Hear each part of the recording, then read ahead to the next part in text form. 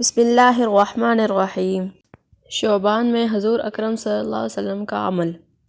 عن عائشة رضی اللہ عنہا قالت كان رسول اللہ صلی اللہ علیہ وسلم يصوم حتى نقول لا يفطر ويفطر حتى نقول لا يصوم فما رأيت رسول اللہ صلی اللہ علیہ وسلم استكمل صيام شهر إلا رمضان وما رأيته أكثر صياما منه في شعبان۔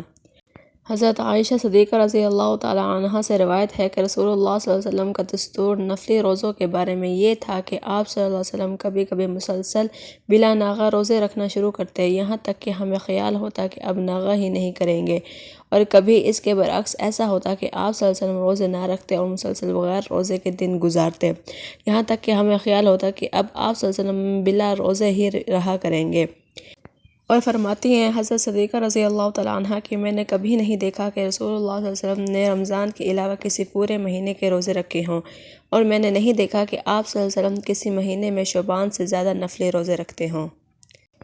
ویڈیو پسند آئی ہو تو ویڈیو کو لائک کر دیں اور ہمارے چینل کو سبسکرائب کر دیں۔ اللہ حافظ۔